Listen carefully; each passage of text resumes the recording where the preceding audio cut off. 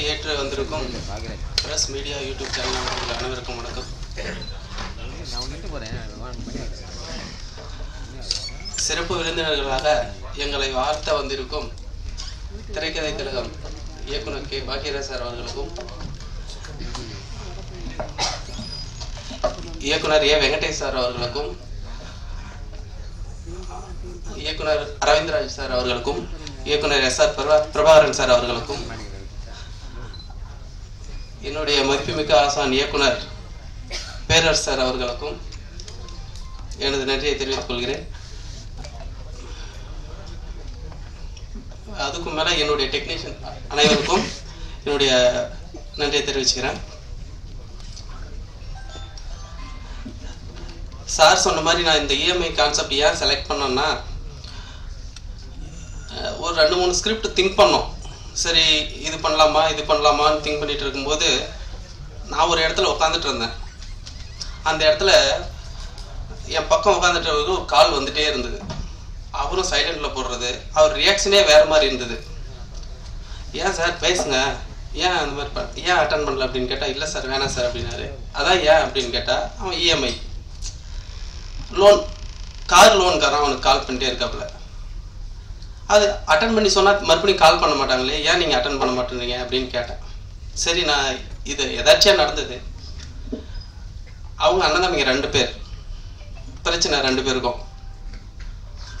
அவங்க ரிலேஷன் ஃபங்க்ஷனுக்கு போகிறாங்களாம், கல்யாணத்துக்கு போகும்போது அவங்க அண்ணன் காரில் போகிறாரு, தம்பி 2 வீலரில் போகிறாரு ஃபேமிலியோட. அப்போது தம்பி ஒய்ஃப் அங்கே போய் இறங்கும் போது கௌரவமாக இருக்கும் இல்லைங்களா காரில் போகும்போது.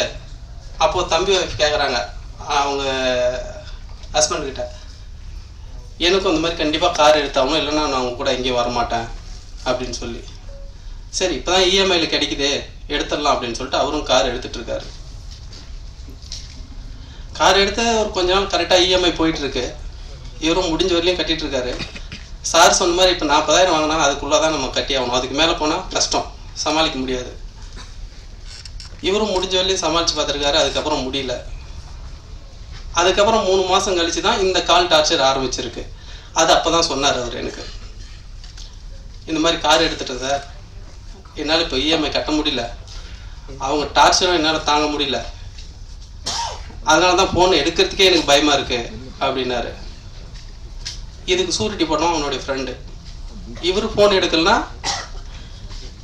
அது சூரிட்டி போட்டவனு கால் போகும், அவனுக்கு ஒரு பக்கம் டார்ச்சர். அப்போ இதை எப்படி ஃபேஸ் பண்ணுறது? அவங்க ஒன்லி கார் சீஸ் பண்ணி போயிடணும், காரை விட்டுறணும். எடுத்துகிட்டு போயிட்டாலையும் அது சும்மா விடுறதில்ல. 1 வருஷம் 2 வருஷம் கழித்து மறுபடியும் இப்போ நோட்டீஸ் அனுப்புவாங்க, என்னென்னு உன் கார் இவ்வளோ ரேட்டுக்கு போயிடுச்சு, இவ்வளோ அமௌண்ட் நீ கட்டணும், அது கட்டி ஆகணும் அப்படின்னு சொல்லி. இது நடக்கிறது. இது அதுக்கப்புறம் நான் விசாரிச்சது. இது கான்செப்ட் நான் திங்க் பண்ணதுக்கு காரணம் அந்த ஃபேமிலி. ஓகே, அப்போ இப்போ இருக்கிற ஆடியன்ஸு வந்து இஎம்ஐயில் கண்டிப்பாக 90% பாதிக்கப்பட்டிருப்பாங்க. அப்போ இந்த கான்செப்ட் அப்படின்னா கண்டிப்பாக நம்ம வந்து ஜெயிக்கலாம், வெளியில் தெரியலாம் அப்படின்னு சொல்லி திங்க் பண்ணி தான் சரி இஎம்ஐ அப்படின்னு சொல்லிட்டு ஆரம்பித்தோம். எல்லாம் முடிஞ்சோடனே சார் பேரரசு சார்கிட்ட தான் சொன்னேன். முடிஞ்ச வரையும் எனக்கு படம் ஸ்டார்ட் பண்ணுறதுலேருந்து இப்போது இந்த நாள் வரையிலையும் சாரால் முடிஞ்சு சப்போர்ட் பண்ணிகிட்ருக்காரு. எனக்கு ரொம்ப தேங்க்ஸ் சார். ஒவ்வொரு சீஃப் கெஸ்ட் கூப்பிட்றது கூட சார்கிட்ட தான் கேட்பேன், சார் இது பண்ணலாமா சார் அப்படின்னு. அவர் ஒவ்வொன்றும் அவர் நேற்று நைட்டு கூட ஒரு 9 மணி இருக்கும் கால் பண்ண சொன்னார். அந்த மாதிரி ஒவ்வொன்றும் எனக்கு நிறையா ஹெல்ப் பண்ணுறாரு. இந்த மாதிரி பண்ணுவாங்களான்னு தெரியல, ஏன்னா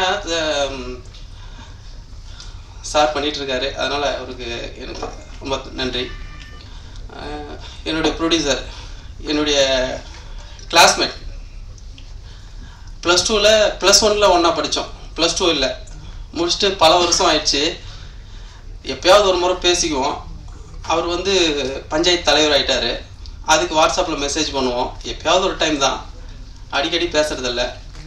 அப்போது படம் பண்ணும்போது ப்ரொடியூசர் வேணும், நம்ம ஒரு 4 பேர் சேர்ந்து படம் பண்ணிடலாம் அப்படின்னு சொல்லிட்டு பேசிகிட்டு இருந்தோம். அந்த 4வதுல சாரும் 4 பேரில் சாரும் ஒரு ஆள் தான் அப்படின்னு சொல்லி போய் கேட்க போனேன். போன உடனே இந்த மாதிரி இஎம்ஐன்னு சொன்ன உடனே சூப்பர் பண்ணலாம் அப்படின்னாப்புல.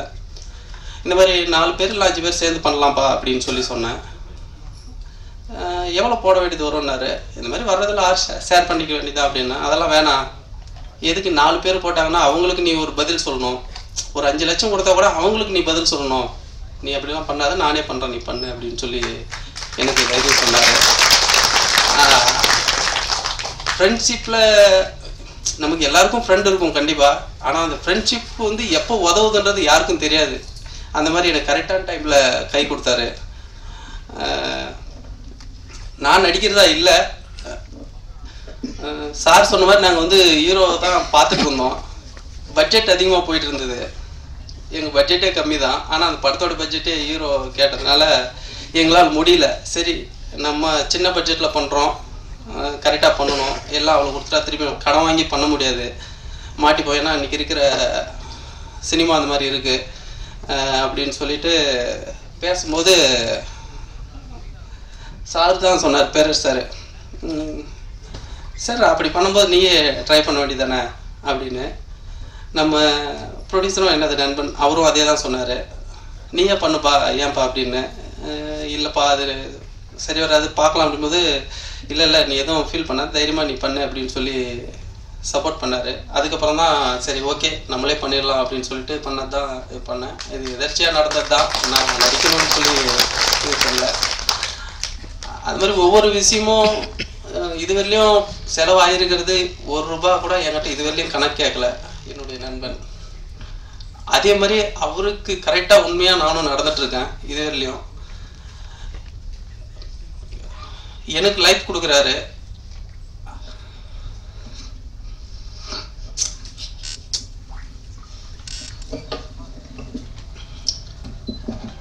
கண்டிப்பாக இது ஒரு சக்ஸஸ் அவர் கொடுத்துடணும்.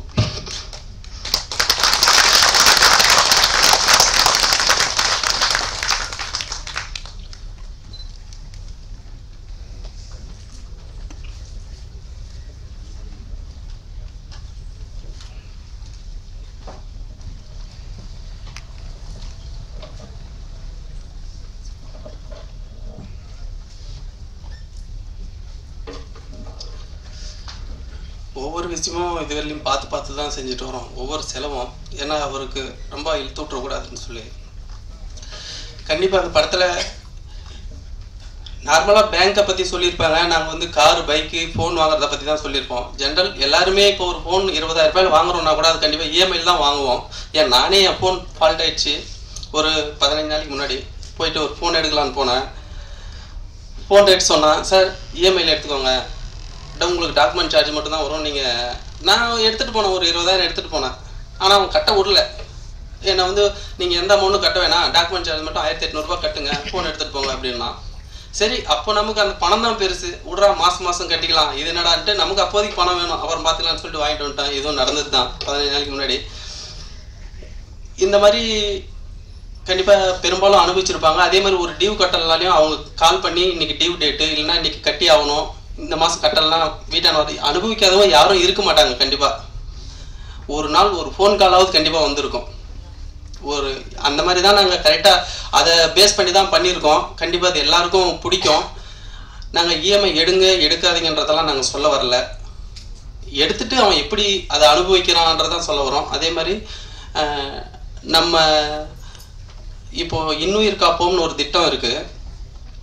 அதில் வந்து என்ஹெச்சில் ஆக்சிடென்ட் ஆனால் 48 மணி நேரம் ட்ரீட்மெண்ட்டுக்கு 1 லட்சம் வரையிலையும் கிளைம் பண்ணிக்கலாம். அது நம்ம தமிழ்நாடு கவர்மெண்ட்டோடைய அறிவிச்சிருக்கு. பெரும்பாலும் யாருக்கும் தெரியாது அந்த ஸ்கீமு. சரி ஓகே எதனா ஒரு மெசேஜ் சொல்லணும், நம்ம இதை பேஸ் பண்ணி இதை கனெக்டிங்காக ஏதாவது ஒன்று சொல்லணும் அப்படின்னு சொல்லிட்டு நாங்கள் அதை சொல்லியிருக்கோம். கண்டிப்பாக இது ஆடியன்ஸ் பார்த்தாங்கன்னா இந்த படத்து மூலிமா ஒரு 100 பேரோ 200 பேரோ அதில் வந்து பயனடைஞ்சால் எங்களுக்கு உண்மையாக ஒரு சந்தோஷம் தான். இது ஆல்ரெடி ப்ரொடியூசரும் சொன்னார், நான் அவர்கிட்ட ஸ்கிரிப்ட் சொல்லும்போது சொன்னார், பண்ணலாம்ப்பா, இதனால் மக்களுக்கு ஒன்று போய் சேருதுன்னா கண்டிப்பாக பண்ணலாம் அப்படின்னு சொல்லி சொன்னார். கண்டிப்பாக அது ஒரு மெசேஜாக இருக்கும், எல்லோரும் பார்க்குற மாதிரி தான் கண்டிப்பாக படம் இருக்குது. சப்போர்ட் பண்ண டெக்னீஷியன் எல்லாருக்குமே, பாண்டி, ஆதவன், சுரேஷ் மாஸ்டர், அவர் சார் சொன்ன மாதிரி ஒரு 2 நாள் ரெஹர்சல் போனேன். எனக்கு இதான் வேணும் அப்படின்ட்டேன்னா, இது ரொம்ப கஷ்டப்பட்டோம், இருந்தாலே மாற்றலாம், மூமெண்ட் மாற்றலான்னு இல்லை, வேணாம் மாஸ்டர் இதே இருக்கட்டும் அப்படின்னு சொல்லி.